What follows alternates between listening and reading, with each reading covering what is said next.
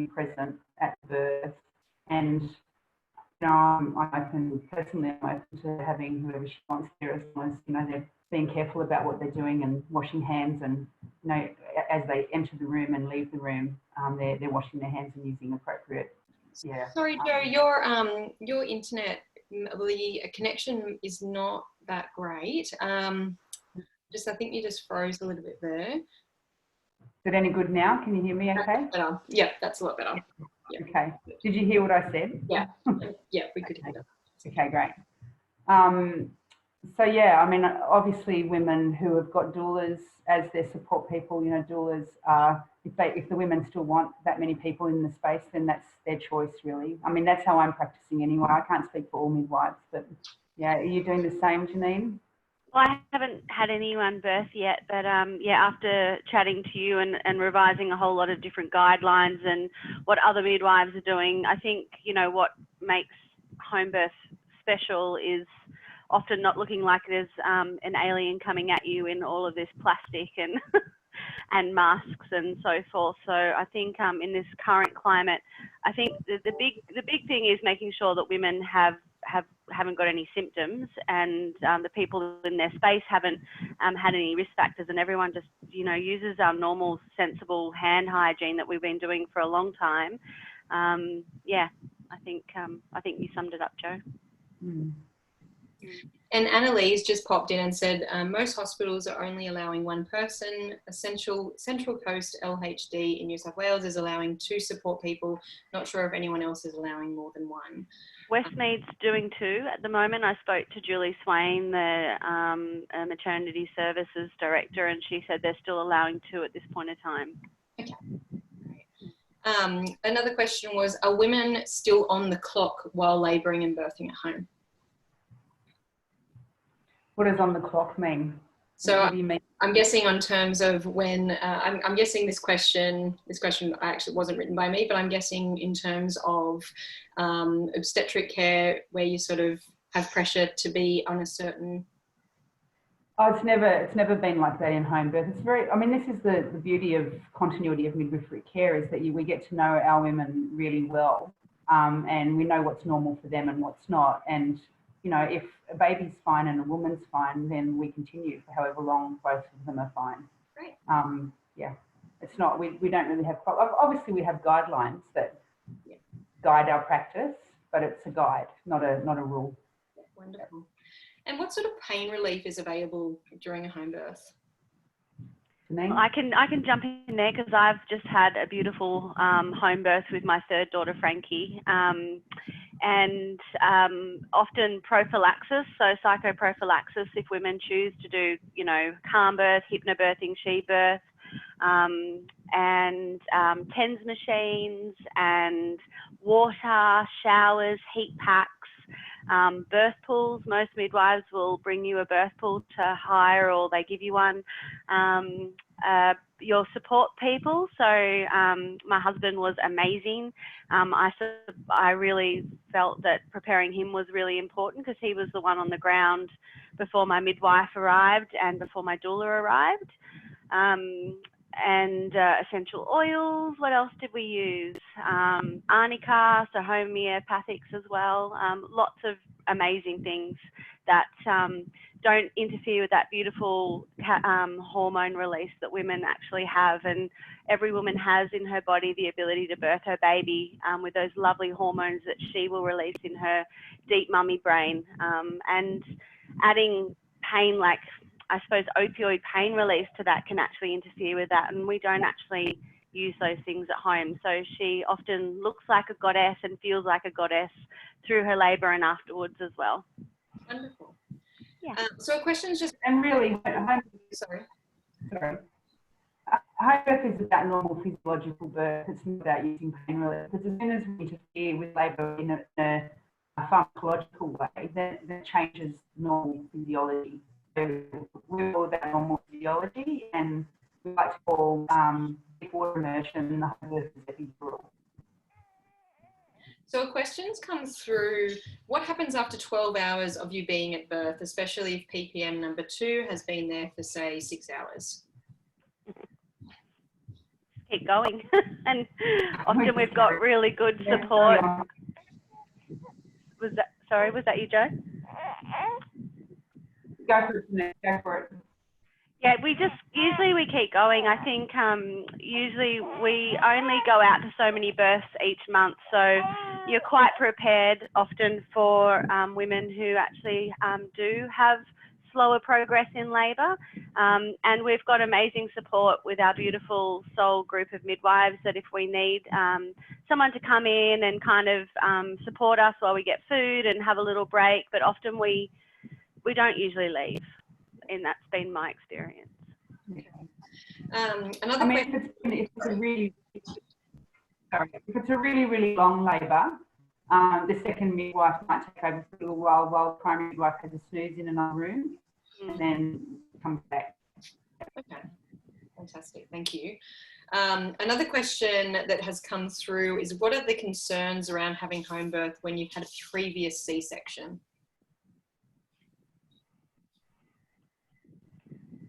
Go to me.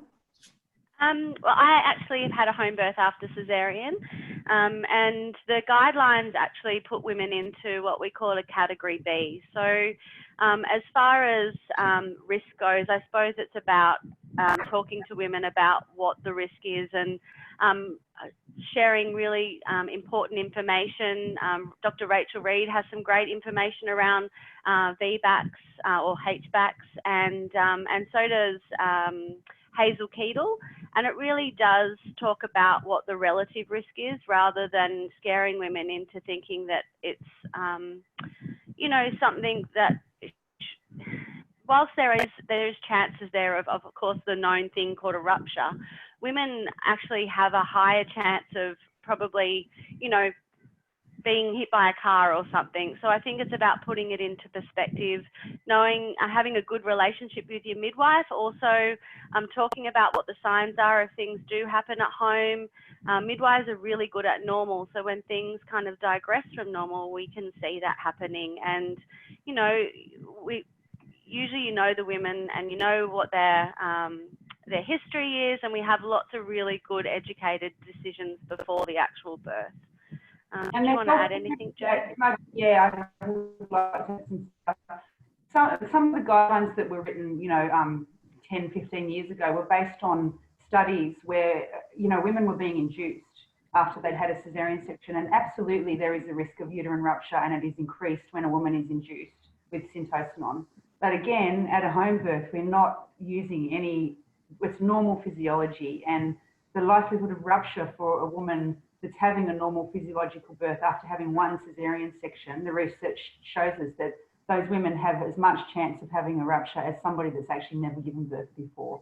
And, you know, we're not telling all women that are having their first babies that they must birth in hospital with a cannula and a CTG on. Yeah. Okay. So one of the questions that we had here was, how many of your women in your experience end up having a cesarean from women that were booked in for a home birth? As little as 5 to 10%, I think. What about you, Jo? Yeah, less than that. Yeah. I've got a 7% transfer rate, but it doesn't mean that they're going in for a cesarean. They might be, you know, there's lots of reasons that you transfer for. So yeah, very, very low. Yeah. But while we're on that, would you be able to cover some of the reasons that could be a transfer? Yep. In labour, so there's reasons in pregnancy that women might end up needing to plan a hospital birth, and that would be if their placenta is covering their cervix, if they develop preeclampsia or any other conditions that, you know, puts them at risk and their baby's at risk. If their baby's breech and doesn't turn, if they're having twins, they're all, in our guidelines, they're all reasons for planning a hospital birth. In terms of in labour, probably the main reason, I don't know about you, Janine, but the main reason in my practice women transfer is if they're having a really long, hard posterior labour and they want to go into pain relief. Another reason would be fetal distress, so a baby that's getting stressed out. And, you know, in home birth and in the setting that we work in, given that we know the women that we're working with really well, and, you know, all the research shows us that continuity of midwifery care creates better outcomes for women and babies. But I guess the thing is for us is that because we are working with normal physiology, and once we arrive at a woman's house, we're there. We don't leave. We don't have people in other rooms that we're caring for. We're not relying on machines to tell us that the baby's okay. We're very present. And because it is normal, you know, if something deviates from normal, it's really, really obvious, because we can't blame it on anything. We can't say that's because of the syntocinon that she's got up, or that's because she's had pethidine or morphine or an epidural. So, you know, when something does deviate from normal, then we act on it, and it's not home birth at all costs. You know, I mean, that's why women employ midwives, so that, you know, we can work together and ensure the safety of them and their babies. Yeah, wonderful. Is there anything you'd like to add, Janine?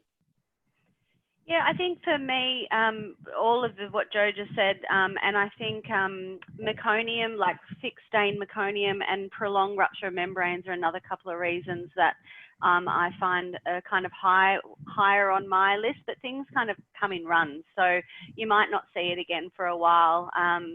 And it's fascinatingly, when I had the rights to admit to Westmead, women who had higher sort of chances of having things happen, in like things that they've come into their pregnancy with, they often stopped choosing to birth at home and chose to birth in hospital. So my transfer rate really dropped when they could take a known midwife with them to hospital if they had higher, you know, things going on, higher chances of things happening. So my home birth rate actually went up when women could transfer to hospital safely with their midwife, if that makes sense.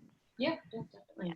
So another question that's come through is, if the birth goes well, how do we know that all is fine after? For example, how do you know postpartum hemorrhage is happening? It's got in brackets, I might need to face unassisted home birth. If you can't talk about this, you can skip my question. Well, as midwives, we know what is normal blood loss and what isn't. So I guess, and we've got drugs that can assist in that situation that we carry. You know, we cannulate, we put up fluids if that's the case. You know, we obviously call an ambulance. I mean, in 11 years, I've only needed to actually transfer for a postpartum hemorrhage once. I've had a few, but we've handled it at home. And so I think with home birth, the risk of, again, going back to physiology, the risk of postpartum hemorrhage is quite low because we're not interfering. It's usually interfered with birth, particularly inductions, but anything that's not normal physiology, that's you know, we're adding things to the process, is going to up the chance of a postpartum hemorrhage. I'm not sure if I answered your question there, but.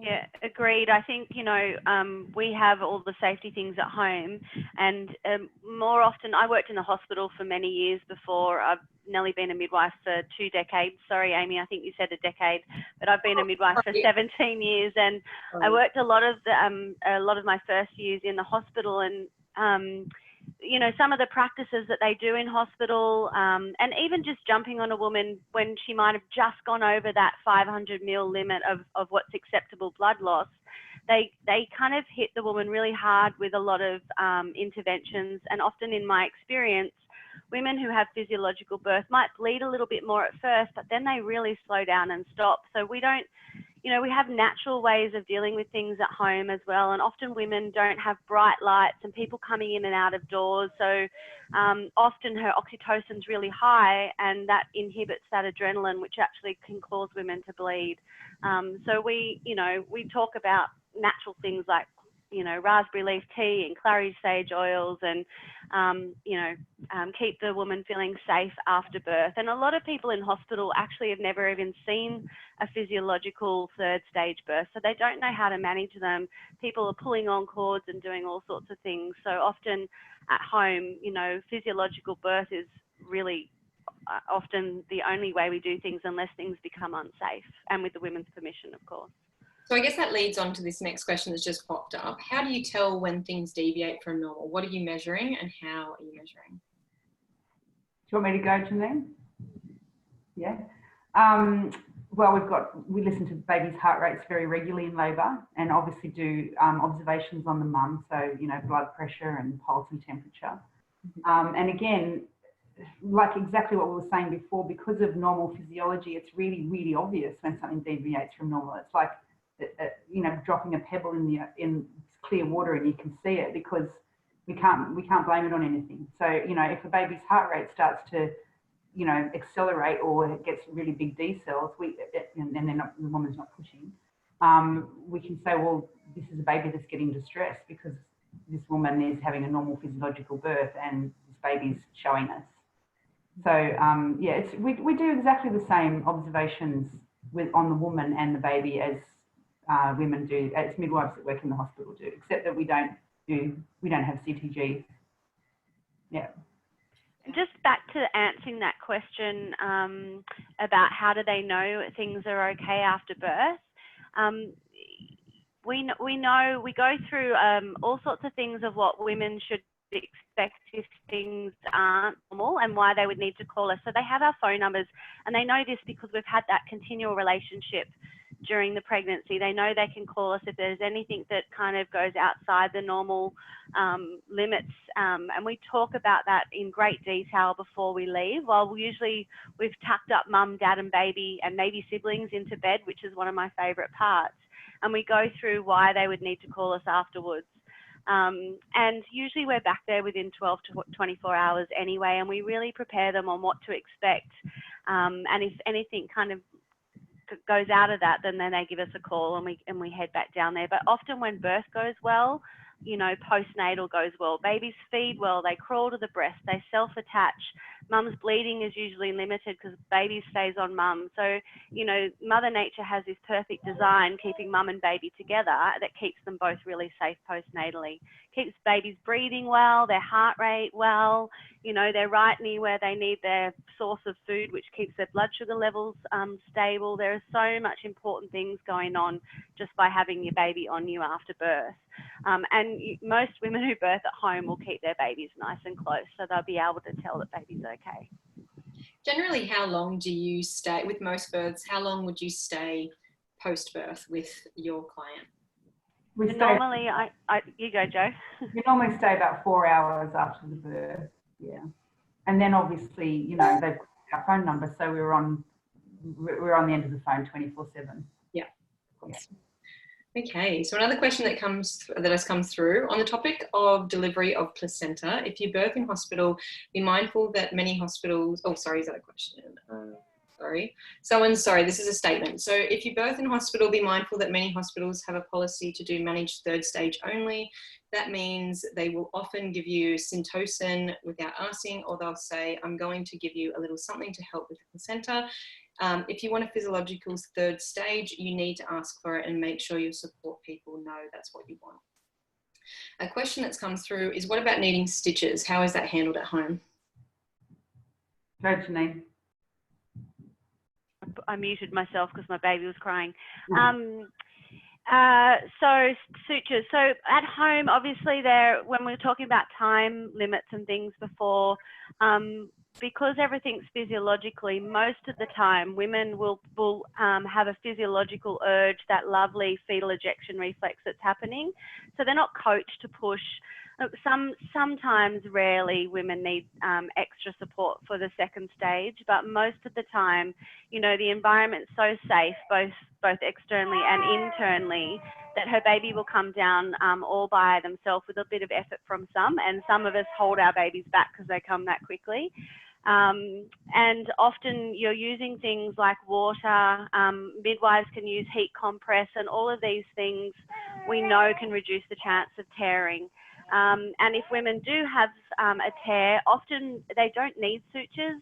Often they'll heal beautifully as long as it aligns and approximates well. We talk about good perineal care and taking care of your bowels and all things like that. But if women do need or want stitches, then we can pop them in.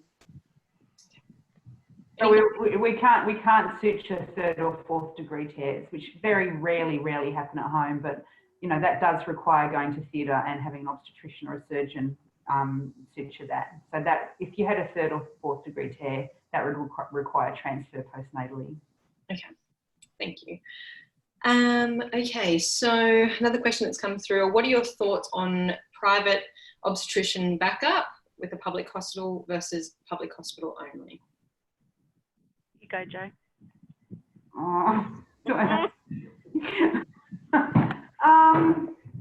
Look, I mean, the stats show that private obstetrics have higher intervention rates. So it depends on what you're after and what you want, really.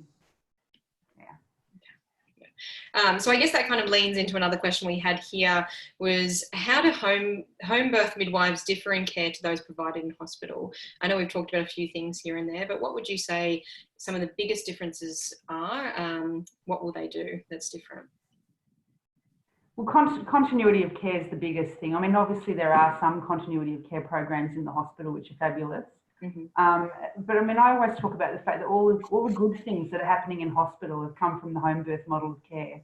So continuity of care, even right back to men being allowed in the birth room in the late 70s. You know, that's come from home birth, from siblings being involved, water birth, continuity of midwifery care, all of that everybody's like sort of gunning for and lobbying for has all come from home birth. So the biggest difference compared to just your sort of normal standard hospital, public hospital, is the continuity with your midwife. And, you know, the majority of the time your midwife will make it to your birth. Very, very occasionally we would have 2 women in labour at the same time, and then we have a backup midwives that can support us. But it's rare that happens. So that's the biggest thing, and really that's the biggest safety around home birth as well, is really knowing your women and your women really knowing you, and creating a very trusting and loving relationship whereby, you know, if I say to my client, I really think we need to transfer, then they're going to trust me on that, and vice versa. If they say to me, you know, I'm really feeling like I need to go, then I'm going to trust that with them. I'm not going to stand in the way. So yeah, I think that's the biggest.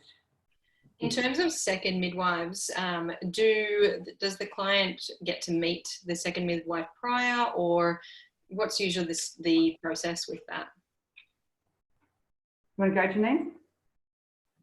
So some of us have parent groups that more often than not, when we work with other midwives, so we kind of have buddies. I can see my buddy on the screen, and usually, Joe has a buddy, and more often than not, we work in pairs, and usually we have parent groups, and those second midwives will be there, and it's a great opportunity for women to meet other women and other families, and then that second midwife is often not a strange face because they've been at the parent groups that we hold usually once a month. Okay. And sometimes we go on holidays, so there's a great chance for the other midwife to step in and do a visit while we're on holidays. Yeah. Okay. And someone has asked, because of local birth registration regulations, I will have to call the ambulance and check myself into the hospital after the baby is born. How long can she wait?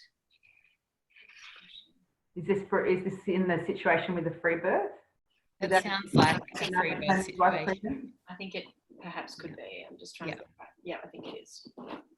I actually don't really know the answer to that. I guess, I don't know. I mean, I suppose if everything's okay, then yeah, I'm sorry, I don't know the answer to that one, how long you can wait. I'm not sure. Yeah, that's okay. What was the question? So about the question was, because of local birth registration regulations, I will have to call the ambulance and check myself into the hospital after the baby is born. How long can I wait?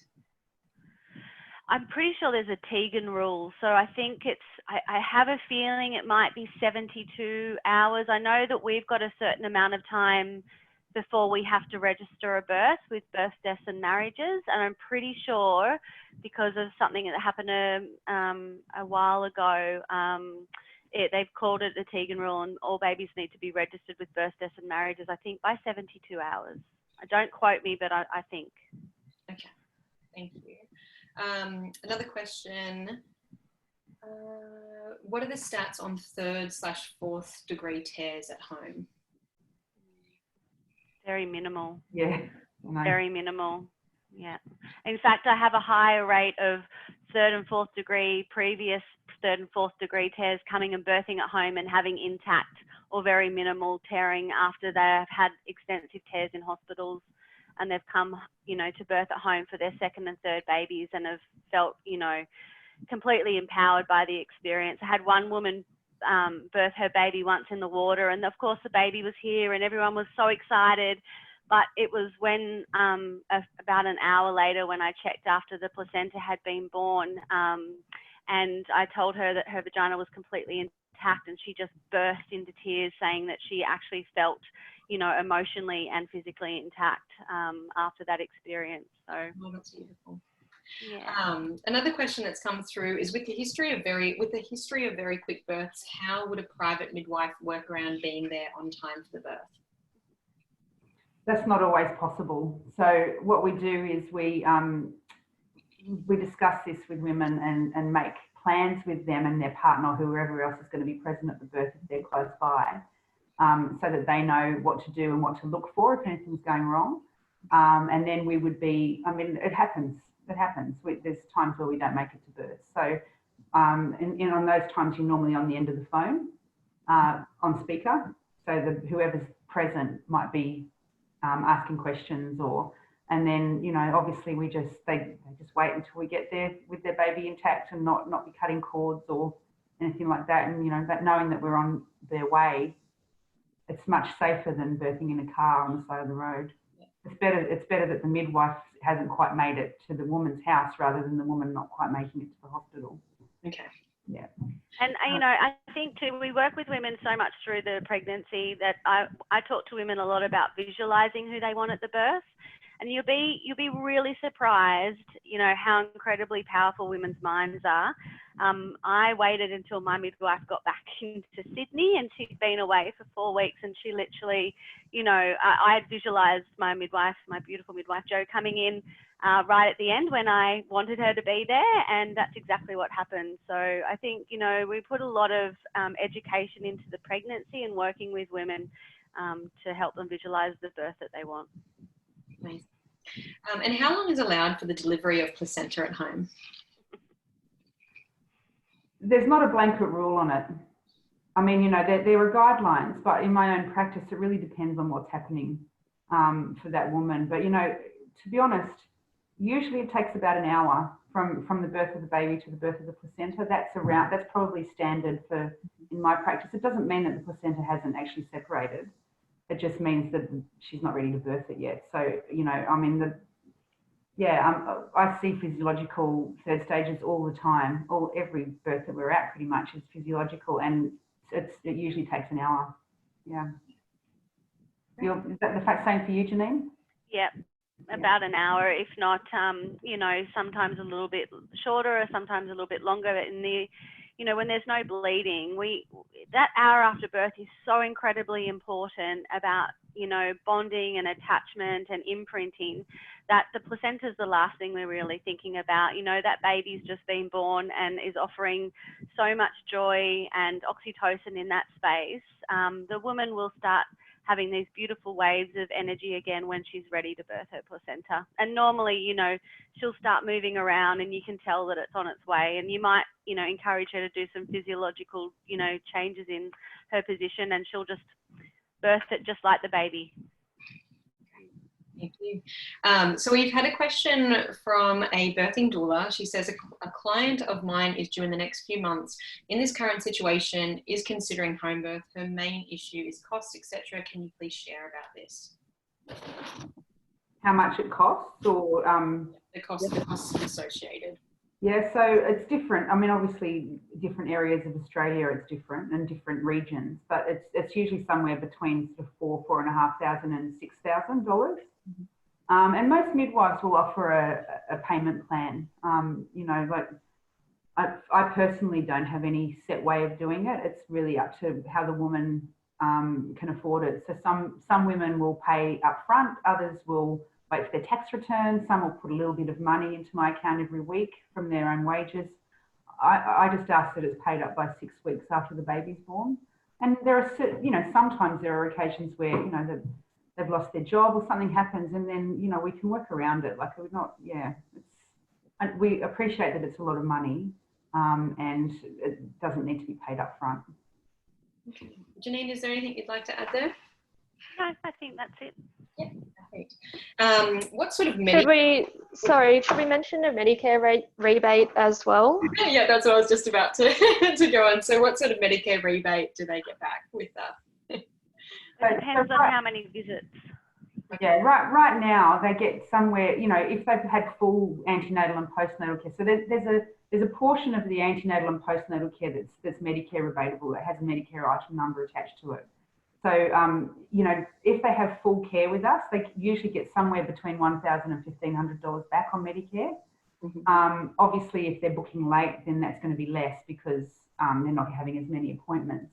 But, you know, Amy and Alicia and other group of amazing midwives are working really hard lobbying to try and get a Medicare item number for birth at home. Because right now there's no Medicare rebate, and there really should be. You know, women that are choosing this option shouldn't be needing to pay out of their pocket. It should, you know, it's actually saving money and resources for the hospital system and for the government. And we know that home birth is cheaper in the long run because there's less intervention, and the biggest number of hospital bed stays is maternity. So if we can reduce that number, then the government are going to be saving an awful lot of money. So just, yeah, get on it. It's a do-gooder campaign. Do you want to say quickly what it is, Amy? Sorry?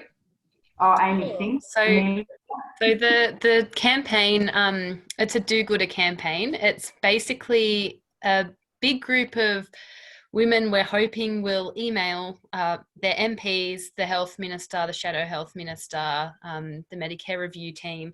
And the idea is that by having a huge number of emails to these places and to these people, they'll see just how much the demand is there for what we're asking for, which is we want intrapartum care to be covered in the home birth setting through Medicare. And there are other aspects as well, like continuity of care with a known midwife. But the main thing that we want is that intrapartum care to be covered, because it's a major portion of the costs of a privately practicing midwife, and it will make it so much more affordable for so many more women. And yeah, so that's what that campaign is about. And if you're interested in that, we're just working on our new website. So once that's up, everything will be on there. But if you head over to the Homebirth New South Wales Facebook page, it's on there as well. And we're sharing the buggery out of it. So please, if you haven't already, get on there and send an email to your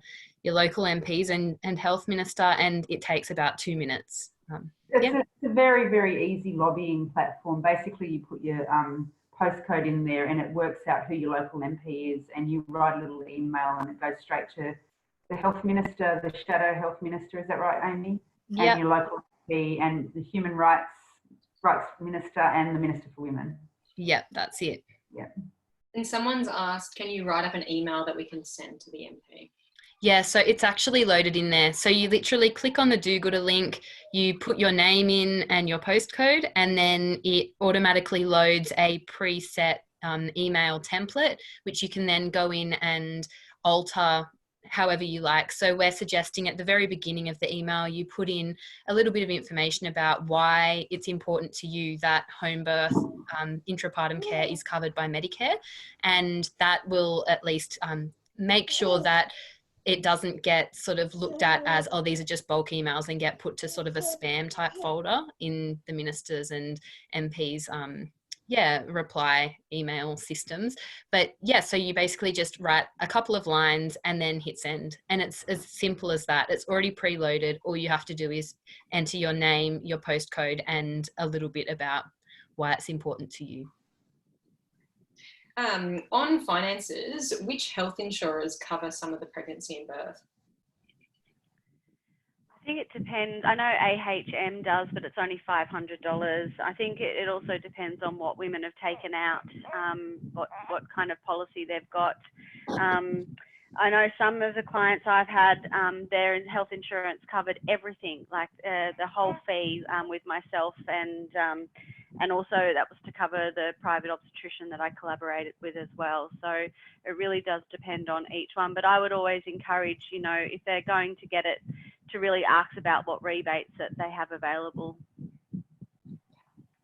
Thank you. So back to a few of the questions we are hearing a lot in the media about COVID-19 in hospitals and worries from pregnant women around contracting the virus. Hospital staff being asymptomatic and passing on unknowingly to their patients. How is the COVID-19 situation similar or different for home birth midwives? I guess there's always a risk, and that's why we have to be really vigilant about washing hands. I mean, we know, I was listening to a podcast today by a man, what was he, a epidemiologist, some top epidemiologist, and he was saying that really washing your hands. If you've got it on your hands, if you wash your hands, then the likelihood of getting it yourself and actually passing it on to somebody else is very unlikely. So yeah, we just need to be really vigilant and really careful about what we're doing. And, you know, I mean, I don't know what you're doing, Janine, but I'm doing all of my antenatal appointments for women under 28 weeks remotely. And after 28 weeks, they really do need to be seen, because we need to be doing blood pressures and checking the baby's fundal height and that sort of thing. But most of those women are self-isolating because they are very pregnant and they don't want to be out there anyway. So I feel really safe, actually. I feel very safe, yeah. Fantastic. Anything you'd like to add, Janine, or is that all good there? I'm self-isolating myself as well at the moment, and I've been doing exactly what Jo's been doing all of my care by Zoom. Some of my women are coming up to 24 weeks pregnant, so I am starting to organise visits for them. It's up to them whether I come to them in their home or I have a space down on the back deck where we can do it outside. And we're really meticulous. We've always been meticulous with our hand hygiene anyway. And because we're only seeing, you know, a very limited amount of women, I think that definitely reduces the chance. And also screening women before we go. So, you know, have they come into contact with anyone who's been overseas? Have they been unwell? And if that's the case, then then I wouldn't see them for another 2 weeks. Okay, great, thanks. There's a question that's come in saying, following an uncomplicated vaginal delivery at home, do you recommend a time period prior to falling pregnant again if the woman feels well and recovered? No, go for it if you want to.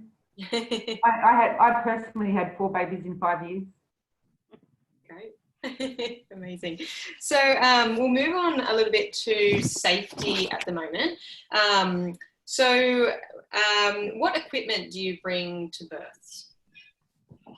So we've got a full kit of equipment. Most of the time it's never used, but it's there if we need it. So we carry oxygen, and we know how to resuscitate babies. We have suctioning equipment. We carry drugs for postpartum hemorrhage. Obviously, it's not our first go-to unless it's a dire situation. We would try all the natural things first. What else do we carry, Janine? Cannulation gear. Catheter equipment. Catheter equipment, yeah. Straws. Gloves. Janine carries more than I do because, you know, she likes. I do, but I also worked in a hospital, so I like to have all my stuff. We carry, baby cord clamps or ties. What else do we carry? I'm just trying to. Louis, yeah, well, you probably used Louis and cord ties the most out of anything. And straws. But I've got recyclable straws now, but I don't know that I'll be bringing them in this COVID situation. But I probably use a straw. Was one of the things I use most at home. Okay. What does transfer look like in an emergency versus a non-emergency situation? In an emergency situation, a transfer would be in an ambulance. In a non-emergency, it would be in the woman's or the midwife's car. Okay. We've had a question come through. Do you ever need to resuscitate at home? Yeah, very, very occasionally we need to. It's not a common thing. Yes, we do. And we've got all the equipment to do that if necessary. And often the outcomes are better because we leave baby and mum still attached. And, you know, we know about optimal cord clamping and how that gives babies their cord blood whilst they're sort of maybe sometimes struggling to get here. And they can still be on their mum or by their mum. So we know babies do better when they're not, you know, taken away from their mums. Mm-hmm.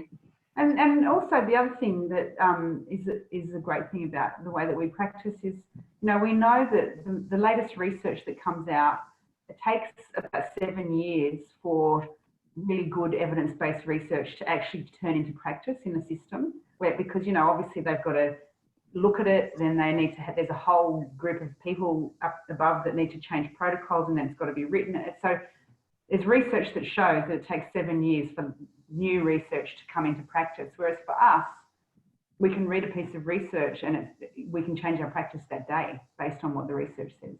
Amazing. And the questions come through about the straws. What are they used for? So women can stay hydrated easily, and we just plop a little straw at their lips and just say, have a sip, love. And instead of having to, drown themselves in whatever they're drinking, it really is one of the things I use most. As a home birth mum, I think it is, straws are woefully underused in birth in general. I think they're incredible. Okay. I do have, steel ones that I bring home and clean. So, we're not it's sustainable as well. So we did touch on this, but what happens if my baby isn't breathing? We resuscitate the baby. I mean, some babies don't breathe straight away. And, you think about when we do APGAR scoring, the first APGAR isn't done for 1 minute. And when you're waiting for a baby to breathe, 1 minute feels like a very long time. But we know that the cord is pulsating usually for an average of about 5 minutes. Some pulsate for much, much longer than that, and others a little bit shorter. But so we know that the baby's getting oxygenated blood in that time. And if the baby's got a good heart rate, usually, they'll come into themselves pretty quickly. So, yeah, we're trained in resuscitation, and we have to keep our skills up. We're actually required to do an extra, I can't remember if it was 10 or 20 hours. 20 hours. Yeah, 20 hours of certified professional development points than any other midwife that's working anywhere else in any other setting. So, we keep up our skills, and we do workshops every year on resus and emergency skills.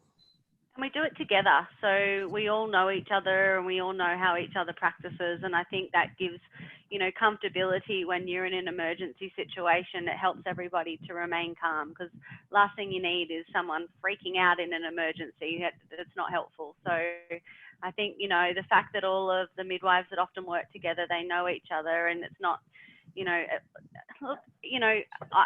I truly, you're not allowed to cough at the moment, cover your cough. So I'm trying to teach her to cough into her elbow. It's not working. So, I think, most babies are born, again, it comes back to that physiology, and at home, we're not interfering with anything. So babies are less likely to be deprived of oxygen. And our practices at home, again, keep baby and mum intact. So they're often born in much better condition. The questions come up. I know twins were mentioned earlier, but it mentioned no to this question earlier. Can you actually birth twins at home if you wanted to, or is it a straight no? Look, I think in this political climate, you find it hard to find a midwife that would support twins at home, because we know there are more risk factors that are involved with twins at home. You just have to look what happened in Victoria with a beautiful outcome with an unknown diagnosis of twins.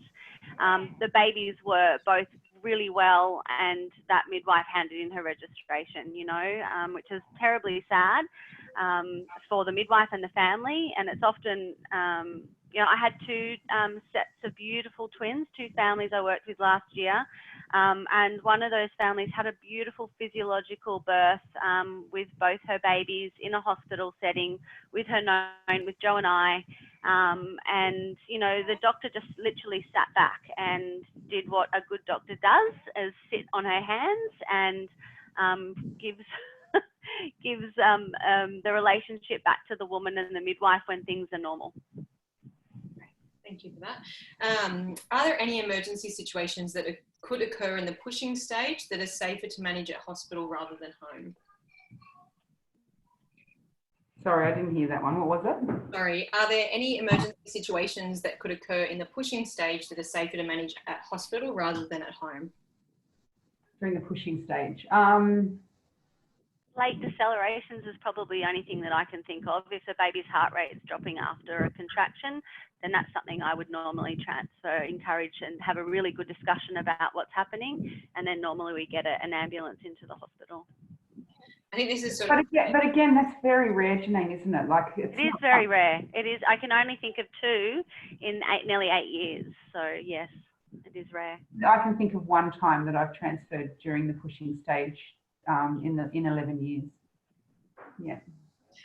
This has sort of been answered just in these last few minutes, but emergencies normally detected before birth and transfer to hospital takes place. If this doesn't happen, what are some example emergency situations post-birth for mum and baby? Postpartum hemorrhage that we can't handle. Mm-hmm. I mean, we have all the drugs that they have in the hospital, but then you know, there are, well, not all the drugs they have in there. That's not true. We have most of the drugs that they have in the hospital, and very occasionally, like I said before, once I've only ever transferred once for a postpartum hemorrhage that we couldn't handle at home, and it turned out absolutely fine. But yeah, I don't know. Have you got anything to add to that, Janine? The shoulder dystocia, I think, you know, home birth midwives handle shoulder dystocias way better than I've seen most hospital staff handle one. And look, you know, most of the time it's because, sorry, I know I shouldn't probably say that. You're recording, aren't you, Amy? But I just, you know, when we're at home, we have to make sure that you and your babies are well. And, you know, I think because we do educate ourselves so frequently, there isn't a button to press on the wall that, you know, we have to get someone else to come and fix the problem. You know, plus the women listen to us. It's that relationship. If you say, I need you to stand up now, women will listen, you know, because you have that known relationship. They trust you. And I think that makes things so much better, especially in emergency situations. And yeah, I think that's probably the only thing that I can think of other than a postpartum hemorrhage is a shoulder dystocia, yeah, and I think we handle them beautifully. So questions come through for both of you, Janine and Jo. How far do you travel for births, and where are you both located? I'm only travelling at the moment on the beaches because I've got Frankie, but I am going a bit further abroad with some previous clients that I'm travelling out for, but most of the time at the moment I'm just Sydney, like Northern Beaches and surrounding suburbs. I'm in the lower Blue Mountains and I travel pretty much everywhere. Also, we've got I should say, we've got a National Home Birth Register, which I can link up, and that has links to a lot of the midwives, all of the ones that we're aware of within New South Wales. So I can put that in the event discussion as well. Yeah, it's advisable to midwife that's local to you, really, if you can. If there's a midwife available that's in your locality, then that's the best bet. A question's come through. I am 30 weeks pregnant. Is it too late to consider engaging a private midwife to have some continuity of care and consider a home birth? No. If you can find a it's never private too midwife. late. Yeah, I actually had a woman, because of, I mean, I wouldn't normally book women really, really late, but because of the current situation, obviously we're getting inundated with inquiries. And I booked a woman on Monday who was 38 weeks and she birthed on Tuesday. So we're going to move on to some practicalities. So just a simple question here. Is home birth messy? Who cleans up and where does it all go? It's not messy. We prepare you again, like we prepare you with getting all sorts of things, towels and drop sheets, etc. And not always, but most of the time women birth in the pool and the second midwife and the midwife will clean up. Usually we put a load of towels on and while you're in bed, like absolutely dazzled at your beautiful baby, we're getting you tea and toast and or something nice to eat and drink, and often, you know, the second midwife's in the background kind of emptying the pool and just, you know, it doesn't even look like anything's happened afterwards. Correct. Okay. How much space do you need to give birth at home? Space that, you know, it depends on how many people you want present, but if you're just having your two midwives, your partner and you yourself, then enough space for a birth pool and a couple of seats. I always find women end up birthing in the smallest space anyway. They might have like a 3-story home and then they find the smallest space. There is a question here just clarifying, do both midwives come to the birth? I think we said yes earlier, but I just want to clarify that. Yeah, but it's in law. It's written in law now that we must have 2 midwives at every home birth. It doesn't mean that the second midwife would necessarily come from the outset. You know, but the primary midwife calls the second midwife in as labour's progressing and it's getting closer to the birth. Okay. Very occasionally the second midwife doesn't make it, but you know, that's okay. Thank you. Should I notify my neighbours I live in a unit? Yes, you should notify your neighbours. I was my brother's and his wife's midwife 10 years ago, and they didn't tell their neighbours, and she was having a very fast, intense labour and vocalising beautifully, and the police showed up on her doorstep. So yeah, tell your neighbours. Okay, thank you. Yeah, I've had police and ambulance turn up and they're like, do you need us? And I'm like, no. They're like, but the neighbours have said that there's lots of noise. I'm like, but we're just having a baby. It's okay. Yeah. That's something I wouldn't have considered, but good to think about.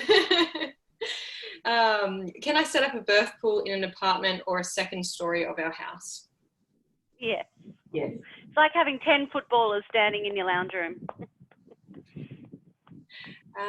Okay, at hospital, at hospital, the midwives are checking your obs, etc., and keeping an eye on the baby. How do I reassure myself it's okay to go to sleep and baby will be fine?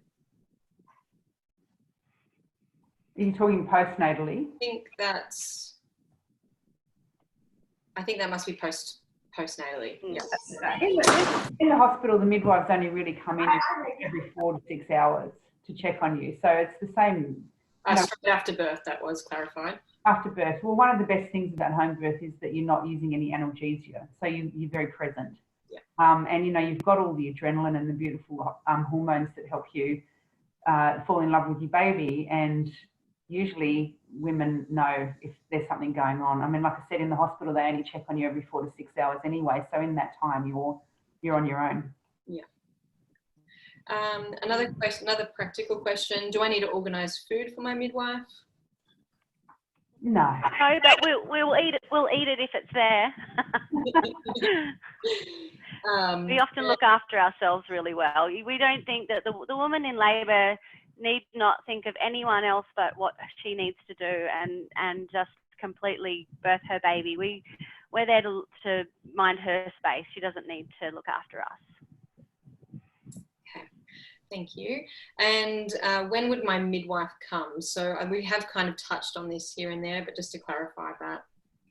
So normally when a woman's planning a hospital birth, the time that she feels like she wants to go to hospital and be closer to her support people and whoever's attending her birth, that's about the time that we go to the woman in labour. So once labour is established, sometimes we don't get it right and we leave again because everything slows down. But usually speaking, it's once labour's established, that's when we show up. Okay, fantastic. So we're getting on to 8 o'clock. If anyone has any more pressing questions they would like to ask, please pop them in the chat. We'll probably go a couple more questions there. But we, just in these last couple of minutes, in terms of a VBAC, what is your advice for VBAC women? I'm not eligible to birth through a PFHB program. Does that mean I'm too high risk for a home birth? No, it doesn't mean that. My own clients, probably about a third of my clients are planning vaginal birth after a cesarean section. Mm-hmm. Not all midwives, I think in different states is different, in different local health services is different, but both Janine and I and the midwives that we work with, we've got a pool of 5 or 6 midwives that we work with, all support women planning a home birth after a cesarean section. Okay. Thank you. And a question here is it better if other children aren't there? I have a 3-year-old. I think in pregnancy, we often do a lot of preparation with if parents want to involve their other children. And I know in my experience, when other children are present and have been well prepared, it can be a really beautiful family experience. And you just see the older children step straight into their older sibling role. They haven't been pushed away or excluded from the experience. And I know that we all just want to feel like that we belong, especially little people, and having them at the birth helps them to feel included and loved, and it really reduces sibling rivalry from what I've seen. And I have a 22 and a 27-year-old, and when Frankie was on the way, they were able to voice to me how they felt about her coming, whereas I think little tiny people don't get to do that. And it was a really big thing hearing them say that, you know, they felt like they were going to be left out. And so imagine what little people feel like when they can't actually vocalize that. So I do believe having children at the birth can be a really beautiful thing for families. There's some great books out there, and often they know the midwife. So, you know, the midwife isn't a stranger in their home, and they often help, you know, listen to the baby's heartbeat or wipe their mum's forehead down or give her a massage. So they're actually usually quite beautiful at birth. Is there a restriction to how long after C-section that you can fall pregnant so that you can have a home birth? No, there's not. Okay, great. My husband is a bit concerned about the safety about a home birth. Do you recommend any resources to ease his concerns? He watched the start of this, which has been amazing. Look, usually having a chat with the midwife is probably the best way, like so that he can voice whatever concerns he's got, and then the midwife can address those concerns directly with him. And usually, to be honest, I think about some of the men that were a little bit, or partners, that were a little bit reluctant to start off with, usually become the biggest advocates, actually. That's what happened with me and my husband. So I was very, very much, I wanted a home birth. And as soon as we met Joe, my husband was a little bit concerned. And then as soon as we met Joe, it was like, oh, she's got this. It's totally fine. Like, I feel really confident and happy. And yeah, and now he is coming along to rallies and things with me. So. And can I just add, I think what would be a fab book to read, anything Ina May Gaskin, she's wonderful, and you can just really throw a lot of quotes, numbers, everything at your husband, and he will be on board. Also, check out our Homebirth New South Wales Facebook page, because there have been some really fantastic studies recently that really explore the differences in intervention rates and mortality and morbidity for mums and babies in different settings. So home birth versus birth centre versus hospital. And what the overwhelming consensus is from all of those studies is that home birth actually results in no difference in mortality for bub, but better morbidity situations for mum. So there's less interventions. Mum has less interventions, which means she comes out the other side healthier and happier than in a birth centre or hospital setting, particularly in low risk women. There have been some studies that have looked at higher risk women, and you can have a look at those online and yeah, on the Homebirth New South Wales Facebook page. My husband's not a reader. I think he might have read 2 pages that I tagged for him to read, which was out of the beautiful book, the first 40 days that Josie gave me. So I got him to watch The Business of Being Born and Orgasmic Birth. And that was a Friday night, fun night for us that, we sat down and watched it together. And he said if I hadn't groomed him over the last 7 years that we were going to have a home birth, if we had ever had a baby, he would definitely have, thought he wouldn't go to hospital after watching those 2 documentaries. Yeah. Can I just add to that, Amy? Yes, you talk. Just on the Homebirth New South Wales website, there is a page of links, and halfway down there's a bunch of compiled articles which is all about helping to put husbands and partners' minds at ease about home birth. So if you go on the website, it's on the information links page. And while you're there, Virginia, what about Beer and Bubs as well?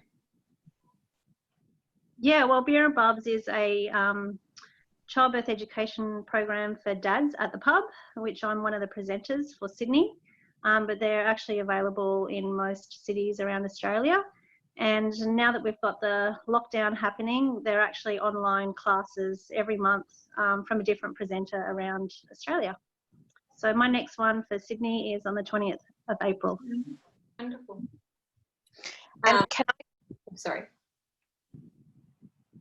can I just jump in on a question I just saw about in-laws and family who don't get home birth? I think, again, I would suggest bring them to meet your midwife as an option. My mum was on the fence, and now I basically wished she'd home birthed us too. So all she needed was 10 minutes with Janine and she was converted. So I think it's scary because it's the unknown and people are scared of that. That's it. And once you meet whoever it is that you've decided to birth with and have on your birth team, I think that opinion changes really quickly. And I found personally, just on that topic, it was easier for me to not tell them, especially with my first planned home birth. I just told everybody I was going to hospital, and I personally found that easier. It depends on you. Like, if I'm normally not, afraid of discussions with people, but for some reason I just felt it made me feel safer, more protected if I wasn't having to defend my choices all the time. And the second time around, everybody knew, so I just told them the truth. But I think it depends on your relationship with them. In-laws is a bit trickier than your own parents sometimes, but there are plenty of videos and documentaries and books that you can, if they really want to learn about it, they can learn. There's also, I'm going to plug Birth Time here. There's also a couple of really good things that you can download on the Birth Time website, which is, there's an interview with Rhea Dempsey, an evening with Rhea Dempsey that's on there that talks about normal physiological birth, and she is an amazing woman. If you haven't read any of her books, go for it. Giving Birth with Confidence is a brilliant book. And also Human Rights and Feminism in Childbirth, which is Hannah Darlin and Bashi Hazard. That's also a really good one. So if you're pregnant and you just want to get a little bit more information, there's a few things that you can download from Birth Time website. Thanks, Jo. There's also, so someone asked, what were the documentaries that Janine mentioned? They were The Business of Being Born and Orgasmic Birth. The Business of Being Born is actually free at the moment, as far as I know. It's free online. And another question was... Face of Birth as well. Face of Birth is an Australian one that was made about 10 years ago. And that's also really good. Yeah. And then, I think this is probably going to be our last question, because Jo has been at 3 births in the last 3 days and is probably thoroughly exhausted. So we'll let her go. And if anyone wants to stay, I'm happy to stay on and talk for a little bit. But yeah, the last question was one that we did cover before. Sarah asked it and she joined a bit late to the chat, but she said she's due in early July. Would finding a home birth midwife still be possible this late? It would be, yeah, absolutely. I think if you call around, if you ring around, it is possible that you could find someone. I can't guarantee it, but it's worth a try.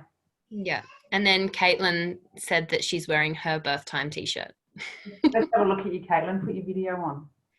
And I just want to add here, so Noor has just come in and said that she just wanted to say thank you. She's listening from far away in the Middle East, and as an expat with 2 previous VBACs, cesareans, due any day now, hospital birth plans are out the window. Home midwives are not allowed here, and the lockdown has led to consider home birth. She really appreciates all the wonderful info and words that you have shared. She just wanted to say thank you. Wishing you the best of luck for everything that goes smoothly. Yeah. Okay, so I think that's all the questions for tonight. I can see Caitlin. There you go. I did remote doulaing today, and I put it on. Good for you. First remote doula job. So there you go. Oh, well done. T-shirt. Thank you so much to Jo and Janine for their knowledge and their time tonight. We really appreciate it. It's been a wonderful webinar, and thank you for everyone for being on board and being here tonight. Thanks for organising it. It's been good. Thank you, Jo. Thanks, Janine. And you've got like a chorus of thank yous in the chat. So yeah, thank you, everybody. Pleasure. You're welcome. Lovely. Thank you. See you. Thank you. Bye. Bye. And I'm going to stay here. So if anyone has any questions, I'll still be here for a little bit anyway. I'm happy to stay if there's any more at the moment too, Amy. I've got my baby asleep, so. Oh, well done. I dare not move. No, understandable. My baby's out there yelling at her dad by the sounds of it. I'm not sure why, but I fed her. She wouldn't go to sleep. So there you go. So yeah, does anyone have any other questions? I mean, we don't have as many people online now. So if anyone wants to just jump in and say it instead of typing, you're more than welcome. And yeah, if not, we can wrap it up. Oh, so Courtney is saying, what was the Australian documentary Jo mentioned? It's Birth Time. So I can also post a link to that. I think she means The Face of Birth. Oh, The Face of Birth, yes. Birth Time is one that's actually waiting to come out. That's Jo and a few other beautiful, amazing women's baby. And it's been put on hold because we can't gather in groups at the moment. They were having a screening and they were going all around Australia to release it. So that's definitely one that, is everyone is so excited to see what Jo and her amazing team have done. So that should be coming out soon. It's very exciting. Would have already been out almost. But I know, yeah. April 29th. I know, it's so sad. But no, it's going to be amazing and it will come out exactly when it's meant to. So I've just put the link to The Face of Birth in the chat. So if anyone wants to look at that, they can. And Amanda has asked, where can I find the recording of this? I think she means, in which case we will load it onto the Homebirth New South Wales website. And once it's up there, we will also link it via Facebook. Easy. Can I see your belly, Josie? Hang on. I've got to get up. Oh, hello, baby. It's beautiful. Oh, he, she, I don't know. I think it's a he. He's I wish I up could and touch kicking. it. I know, we miss you. It's not going to be the same. Sorry, we just hijacked. Totally fine. That's understandable. So for those that are watching that haven't had a home birth, this is what the relationship with your midwife can look like. You end up in almost a love affair type situation where you wouldn't want to birth with anybody else, and then when you have to, it's not quite the same, which is very sad. But nearly 3 years over, I think. Yeah, it was the home birth conference. You decided to birth on the home birth conference. Oh yes, of course. Why not? Well, it was a full moon, so whoever organised the home birth conference on a full moon should have known better. I was actually thinking that, because is it close to a full moon at the moment with all of these women birthing? And I was like, oh my gosh, what am I doing? Why did I plan it that way? The 9th, I think, is the full moon. Yeah, there you go. Yeah, you've got a little while. Oh, Yes. your baby's awake, Amy. Yeah, she had good timing tonight, fell asleep, and then woke up right at the end. Perfect. Absolutely perfect. Well, thank you, everyone. I better head off. But it was so lovely to spend some time with you all, and yeah, I'll chat to you all soon. Thank you for Lovely to meet hosting, you, Amy. No problem at all. All right, guys. Bye. Good night. Bye. So yeah, I think that we could probably wrap up. Caitlin just mentioned that Jo said there were some links on the Birth Time website for partners. So definitely give that website a look and subscribe to their email list so that when Birth Time comes out, you'll be first to know and you can get along to one of the screenings, because it's going to be incredible. Yeah, is there any other questions from anyone on here? I think most of us now are either doulas or people that are already home birthers themselves. There might be a couple that aren't. So yeah, I suppose we can just sign out, and thank you everyone for spending the evening with us. And yeah, if you're not part of Homebirth New South Wales already, I encourage you to jump on there, like our pages and become a member. We've got awesome discounts. So it's going to be really, really good. Josie's been working super hard. But yeah, we would love to see you there. And yeah, thank you very much, everybody. We'll talk to you some other time. Thanks for having me. Thank Bye. you. Thank you. Thank you, Janine. Thank you so Beautiful much. women. Bye. Bye, Bye. Kristen.